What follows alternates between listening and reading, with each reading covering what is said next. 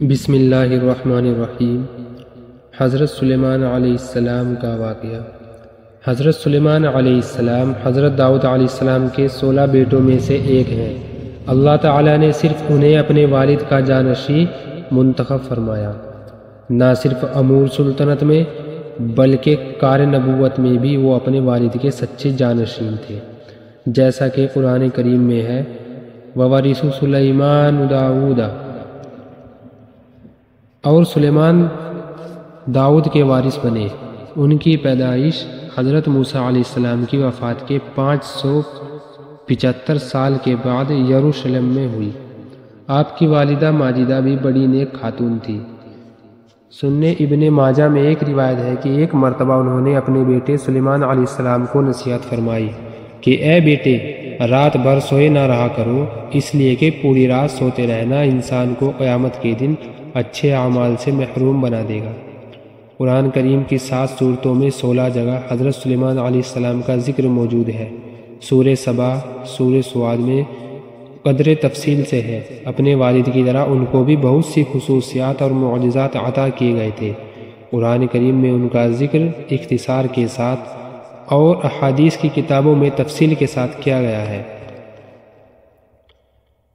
پہلی خصوصیت جس کی طرف قرآن کریم نے ہماری رہنمائی کی ہے وہ یہ کہ ان کو نوعمری ہی سے فہم و فراست سے نواز دیا گیا تھا۔ حضرت داؤد علیہ السلام کو اپنے ہونہار بیٹے کی ذہانت پر بڑا بھروسہ تھا اور وہ ان سے بڑی سلطنت میں مشورہ لیتے رہتے تھے۔ کوئی مقدمہ ان کی عدالت میں پیش ہوتا اور وہ پیچیدہ ہوتا، تب بھی وہ اپنے بیٹے کی رائے معلوم کرتے اور اس کے مطابق فیصلہ سناتے۔ بخاری شریف میں حضرت ابو ہریرہ رضی اللہ عنہ کی روایت سے رسول اللہ صلی اللہ علیہ وسلم کا یہ ارشاد مبارک نقل کیا گیا ہے کہ ایک مرتبہ 2 عورتیں اپنے بچوں کو لے کر سفر کر رہی تھی۔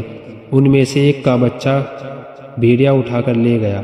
جو بچہ محفوظ رہا اس پر دونوں عورتیں جھگڑا کرنے لگی۔ دونوں کا دعویٰ یہ تھا کہ یہ بچہ میرا ہے۔ ثبوت کسی کے پاس نہیں تھا۔ دونوں عورتیں اپنا مقدمہ لے کر حضرت داؤد علیہ السلام کی خدمت میں حاضر ہوئی۔ آپ نے دونوں کے بیانات سنے اور بڑی عمر کی عورت کے حق میں فیصلہ فرما دیا، کیونکہ بچہ اسی کی گود میں تھا۔ فیصلے کے بعد دونوں عورتیں واپس ہونے لگی تو ان کا گزر حضرت سلیمان علیہ السلام کے پاس سے ہوا۔ انہوں نے معاملے کی تفصیل پوچھی۔ دونوں نے اپنا اپنا دعویٰ پیش کر دیا۔ حضرت سلیمان علیہ السلام نے ایک چھری منگوائی اور کہنے لگے ایسا کرتے ہیں، اس بچے کے 2 ٹکڑے کر دیتے ہیں، تم دونوں ایک ایک ٹکڑا لے لینا۔ یہ سن کر بڑی عورت جس کی گود میں بچہ تھا اور جس کے حق میں فیصلہ ہوا تھا خاموش رہی۔ دوسری عورت رونے لگی اور التجا کرنے لگی کہ اللہ کے واسطے میرے بچے کے 2 ٹکڑے مت کیجیے، میں اس عورت کے حق میں اپنے بچے سے دستبردار ہوتی ہوں، بچہ اسی کے پاس رہنے دیجیے۔ اس عورت کی آہ زاری سن کر حضرت سلیمان علیہ السلام کو یقین ہو گیا کہ بچہ دراصل چھوٹی کا ہے۔ چنانچہ بڑی عورت سے وہ بچہ لے لیا گیا اور چھوٹی عمر کی عورت کے سپرد کر دیا گیا۔ قرآن کریم میں ایک اور مقدمہ کا ذکر ہے جس کا فیصلہ پہلے حضرت داؤد علیہ السلام نے کیا، پھر حضرت سلیمان علیہ السلام نے کیا اور انہی کا فیصلہ نافذ بھی ہوا۔ واقعہ یہ پیش آیا کہ کچھ لوگوں کی بکریاں رات کے وقت کسی کھیت میں گھس گئی اور اس کو نقصان پہنچا کر چلی گئی۔ کھیت والے نے اپنا مقدمہ لے کر حضرت داؤد علیہ السلام کی عدالت میں پہنچے۔ حضرت داؤد علیہ السلام نے دونوں فریقوں کی بات سن کر یہ فیصلہ سنایا کہ کھیت والوں کا نقصان ہوا ہے، اس لیے بکریاں کھیت والوں کے سپرد کر دی جائیں تاکہ وہ ان کو فروخت کر کے اپنے نقصان کی تلافی کر لیں، یا نقصان کے عوض میں وہ بکریاں اپنے پاس رکھ لیں۔ بکریوں کی قیمت کھیت والوں کے نقصان کے برابر تھی۔ اس موقع پر اللہ تعالیٰ نے حضرت سلیمان علیہ السلام کی ایک ایسے فیصلے تک رہنمائی فرمائی جس میں دونوں فریقوں کا فائدہ تھا۔ بکریوں والے کی بکریاں ان کی ملکیت سے نہیں نکل رہی تھی اور کھیت والوں کو ان کی ضائع شدہ کھیتی کا معاوضہ مل رہا تھا۔ وہ فیصلہ یہ تھا کہ بکریاں عارضی طور پر کھیت والوں کو دے دی جائیں تاکہ وہ ان کے دودھ سے فائدہ اٹھائے، اور کھیت بکریوں والوں کے سپرد کر دیا جائے تاکہ وہ اس کی خدمت کرے، اس کو کھاد پانی وغیرہ دے، اس حالت پر لے کر آئے جس پر وہ پہلے تھا۔ اس کے بعد بکریاں ان کے مالک کو اور کھیت اس کے مالک کو واپس دے دیا جائے۔ دونوں فریق اس فیصلے پر خوشی سے راضی ہو گئے۔ حضرت داؤد علیہ السلام کو اللہ تعالیٰ نے بے مثال سلطنت عطا کی ہوئی تھی۔ حضرت داؤد علیہ السلام کو اللہ تعالیٰ نے یہ معجزہ بھی عطا فرمایا تھا کہ جب وہ اللہ تعالیٰ کی حمد و ثنا بیان کرتے تھے تو چرند اور پرند اور درخت اور پہاڑ سب سنتے تھے اور ان کی لے میں لے ملا کر خود بھی پڑھتے۔ ان کو خوش گلوئی کا یہ حال تھا کہ پرندوں کے جھنڈ ان کے پاس آ کر بیٹھ جاتے، ان کی تلاوت سنتے اور جھومتے۔ ان کے بیٹے حضرت سلیمان علیہ السلام کے لیے اللہ تعالیٰ نے ہواؤں کو اور جنات کو مسخر کر دیا تھا۔ اس معجزے کی حقیقت یہ ہے کہ ایک مرتبہ حضرت سلیمان علیہ السلام نے دعا کی، قال رب اغفر لی وہب لی ملکا لا ينبغی لأحد من بعدی انک انت الوہاب۔ اے میرے پروردگار، میری مغفرت فرما اور مجھے ایسی سلطنت عطا فرما کہ جو میرے علاوہ کسی کے لیے مناسب نہ ہو، بے شک آپ بڑے ہی دینے والے ہیں۔ اس آیت کی تفسیر کرتے ہوئے علامہ شبیر احمد عثمانی رحمۃ اللہ علیہ نے لکھا ہے کہ احادیث میں ہے کہ ہر نبی کی ایک دعا ہے جس کے متعلق اللہ تعالیٰ نے قبولیت کا وعدہ فرمایا ہے، یعنی وہ دعا ضرور قبول کی جائے گی۔ شاید حضرت سلیمان علیہ السلام کی یہ وہی دعا ہے۔ آخری نبی زادے اور بادشاہ زادے تھے۔ دعا میں بھی یہ رنگ رہا کہ بادشاہت ملے اور اعجازی رنگ کی ملے۔ وہ زمانہ ملوک اور جبارین کا تھا۔ اس حیثیت سے یہ بھی دعا مذاق زمانہ کے موافق تھی، اور ظاہر ہے کہ انبیاء علیہ السلام کے مقصد ملک حاصل کرنے سے اپنی شوکت و چشمت کا مظاہرہ کرنا نہیں، بلکہ اس کے دین کو ظاہر و غالب کرنا اور قانون و سماجی کو پھیلانا ہوتا ہے جس کے وہ حامل بنا کر بھیجے جاتے ہیں۔ لہٰذا اس کو دنیا داروں کی دعا پر قیاس نہ کیا جائے گا۔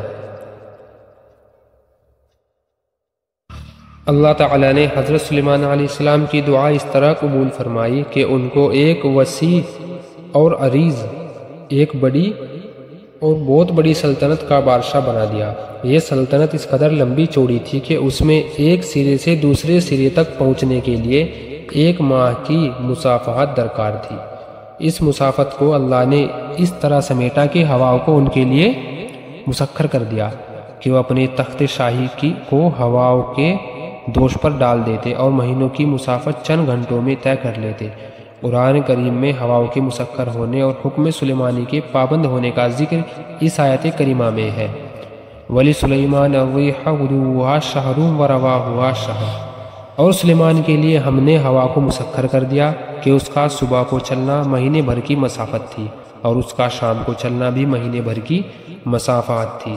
ایک اور آیت میں ہے فَسَخَّرْنَا لَهُ الرِّيحَ تَجْرِي بِأَمْرِهِ، اور ہم نے ہواؤں کو ان کے لیے مسخر کر دیا تھا کہ ان کے حکم سے چلتی تھی۔ اسی طرح ایک اور آیت میں ہے وَلِسُلَيْمَانَ الرِّيحَ عَاصِفَةً تَجْرِي بِأَمْرِهِ إِلَى الْأَرْضِ الَّتِي بَارَكْنَا فِيهَا وَكُنَّا بِكُلِّ شَيْءٍ عَالِمِينَ، اور ہم نے تیز ہوا کو سلیمان کے تابع کر دیا تھا کہ وہ ان کے حکم سے اس سرزمین کی طرف چلتی تھی جس میں ہم نے برکتیں رکھی تھی، اور ہم ہر چیز سے باخبر ہیں۔ ہواؤں کی تسخیر۔ حضرت سلیمان علیہ السلام کے اس معجزے کا ذکر قرآن کریم میں تو مختصر طور پر ہے، لیکن احادیث میں اس کی تفصیلات ملتی ہے کہ وہ کسی طرح ان ہواؤں پر سفر کرتے تھے۔ ان کا ایک تخت تھا جس پر بیٹھ کر وہ مہینوں کا فاصلہ چند گھنٹوں میں طے کر لیتے تھے۔ یہ تخت کتنا بڑا اور کتنا لمبا تھا اس کا ذکر بھی تفسیر کی کتابوں میں ملتا ہے۔ اسے پڑھ کر اندازہ ہوتا ہے کہ ہمارے زمانے کے تیز رفتار اور لمبے چوڑے ہوائی جہاز بھی تخت سلیمانی کے سامنے بہت کم درجے کے ہیں۔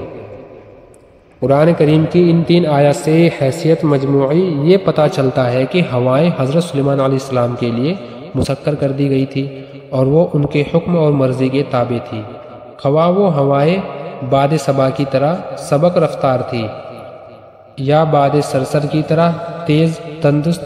دوسری بات یہ کہ تیز آندھیاں بھی ان کا حکم ملتے ہی نرم ہواؤں میں تبدیل ہو جاتی تھی۔ تیسری بات یہ ہے کہ اپنی نرمی اور سبق رفتاری کے باوجود وہ انتہائی تیز رفتار تھی، یہاں تک کہ جو فاصلہ 1 مہینے میں طے ہوتا تھا ان ہواؤں کے ذریعے صبح کے چند گھنٹوں میں طے ہو جاتا۔ یا شام کی چند ساعتوں میں پایا تکمیل کو پہنچ جاتا۔ حضرت حسن بصری رحمۃ اللہ علیہ کے حوالے سے مفسر ابن کثیر رحمۃ اللہ علیہ نے لکھا ہے کہ یہ سفر اس قدر برق رفتاری کے ساتھ طے ہوتا کہ صبح کو بیت المقدس سے روانہ ہوتے تو دوپہر کو استخر میں جا کر ٹھہرتے۔ استخر ایران کا ایک قدیم شہر ہے، وہاں دوپہر کا کھانا کھاتے، ظہر بعد یہاں سے چلتے تو رات میں کابل پہنچ جاتے، کبھی یمن میں دوپہر کا کھانا تناول فرماتے اور ملک شام میں رات کا، کبھی عراق پہنچ کر قیام فرماتے۔ واضح رہے کہ بیت المقدس اور استخر کے درمیان اس قدر فاصلے ہے جو تیز رفتار سواری کے ساتھ ایک ماہ میں طے کیا جا سکتا ہے۔ اسی طرح استخر اور کابل کے درمیان کی مسافات بھی ایک ماہ میں طے ہوتی ہے۔ گویا تخت سلیمانی انجن اور مشین جیسے اسباب ظاہر ہیں، بالاتر صرف اللہ کے حکم سے ایک بہت تیز رفتار ہوائے جہاز سے بھی زیادہ تیز مگر سبق رفتاری کے ساتھ ہوا کے کاندھے پر اڑا چلا جاتا تھا۔ لہذا واقعہ تسخیر ریاح کو حضرت سلیمان علیہ السلام کی نبوت حقہ کے خصوصی امتیازات میں ایک امتیاز تسلیم کرتے ہوئے بغیر کسی تعویل کے صحیح تسلیم کیا جائے اور لا تعیل تفصیلات و تعویلات اور اصلاحیات میں نہ الجھا جائے۔ تخت سلیمانی، اس قصے میں تخت سلیمانی کا ذکر اہمیت کا حامل ہے۔ اس پر بیٹھ کر حضرت سلیمان علیہ السلام ہوا کو حکم دیتے اور وہ ان کو ادھر سے ادھر لے کر جاتے۔ اس تخت کی نوعیت کیا تھی، وہ کتنا لمبا چوڑا تھا، اس پر کتنے لوگ سفر کرتے تھے، ان سوالوں کا جواب ہمیں مفتی محمد شفیع عثمانی رحمۃ اللہ علیہ نے تفسیر ابن کثیر کے حوالے سے دیا ہے۔ تحریر فرماتے ہیں اس تخت پر 6 لاکھ کرسیاں رکھی جاتی تھیں جن پر سلیمان علیہ السلام کے ساتھ اہل ایمان انسان اور ان سے پیچھے اہل ایمان جن بیٹھتے تھے۔ پھر پرندوں کو حکم ہوتا کہ وہ اس پورے تخت پر سایہ کر لیں تاکہ آفتاب کی تپش سے تکلیف نہ ہو۔ پھر ہوا کو حکم دیا جاتا تھا کہ وہ اس عظیم الشان مجمع کو اٹھا کر جہاں کا حکم ہوتا پہنچا دیتی تھی۔ اور بعض روایت میں ہے کہ اس ہوائی سفر میں سلیمان علیہ السلام سر جھکائے اللہ کے ذکر اور شکر میں مشغول رہتے تھے، دائیں بائیں ادھر ادھر، جیسا کہ ریل یا ہوائی جہاز کے سفر میں لوگوں کی عادت ہوتی ہے، کچھ نہ دیکھتے تھے اور اپنے عمل سے تواضع کا اظہار فرماتے تھے۔ جس طرح انسان اللہ کی مخلوق ہے اسی طرح جن بھی اللہ کی مخلوق ہے، دونوں کی تخلیق نوعیت الگ الگ ہے کہ انسان کو مٹی سے پیدا کیا گیا ہے اور جن کو آگ سے بنایا گیا ہے، لیکن مقصد تخلیق میں دونوں ایک ہیں۔ قرآن کریم میں ہے وَمَا خَلَقْتُ الْجِنَّ وَالْإِنسَ إِلَّا لِيَعْبُدُونَ، اور ہم نے جن اور انسان کو صرف اس لیے پیدا کیا ہے کہ وہ ہماری عبادت کریں۔ البتہ کیونکہ تمام مخلوقات میں حضرت انسان کا درجہ انتہائی بلند ہے، یہاں تک کہ اسے اشرف المخلوقات کہا گیا ہے، اس لیے اس کائنات کی تمام چیزیں خواہ وہ جاندار ہو یا بے جان سب انسان کے فائدے کے لیے ہیں۔ اب یہ انسان کی اپنی صلاحیت ہے کہ وہ ان چیزوں سے کس طرح اور کس حد تک فائدہ اٹھاتا ہے جن پر اللہ کی مخلوق ہے۔ انسان اس سے فائدہ اٹھا سکتا ہے اور اسے اپنے تابع بنا سکتا ہے، مگر یہ سب اللہ کے حکم سے ہے۔ یہ بھی طے ہے کہ ہر شخص کے اندر یہ صلاحیت نہیں ہوتی کہ وہ جنات کو اپنے تابع کر لے۔ بعض صحابہ کرام رضی اللہ عنہم کے متعلق روایت میں آیا ہے کہ جنات ان کے لیے مسخر اور تابع تھے۔ حضرت ابو ہریرہ، ابن بن کعب، معاذ بن جبل، عمر بن خطاب، ابو ایوب انصاری اور زید بن ثابت وغیرہ رضی اللہ عنہم کے متعلق تفسیر کی کتابوں میں ہے کہ جنات ان کی خدمت پر مامور تھے، مگر یہ سب محض اللہ کے حکم اور اس کے فضل سے تھا۔ اللہ تعالیٰ اپنے بعض خاص بندوں کو یہ بطور کر امت یہ چیز عطا کر دیتے ہیں۔ بعض لوگ عمل وغیرہ کے ذریعے جنات کو تابع کر لیتے ہیں، یہ بھی اللہ ہی کے حکم سے ہوتا ہے۔ انسانوں کی طرح جنات میں بھی نیک اور بد ہوتے ہیں۔ قرآن کریم میں شیاطین الانس والجن کی تعبیر ملتی ہے، جس سے معلوم ہوتا ہے کہ جنات بھی سرکش ہوتے ہیں اور وہ نقصان بھی پہنچا سکتے ہیں۔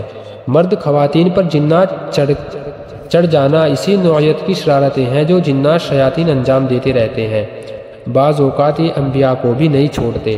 حضرت ابو ہریرہ رضی اللہ عنہ روایت کرتے ہیں کہ ایک مرتبہ رسول اللہ صلی اللہ علیہ وسلم نے صحابہ کرام رضی اللہ عنہم سے ارشاد فرمایا کہ رات ایک سرکش شیطان نے میری نماز میں خلل ڈالنے کی کوشش کی، میں نے اس کو پکڑ لیا، پھر میں نے سوچا کہ اس کو مسجد کے ستون میں باندھ دوں تاکہ دن میں تم سب بھی اس کو دیکھ لو، مگر مجھے اس وقت اپنے بھائی سلیمان کی یہ دعا یاد آ گئی، رب ہب لی ملکا لا ینبغی لأحد من بعدی۔ اس کے بعد میں نے اس کو ذلیل کر کے چھوڑ دیا۔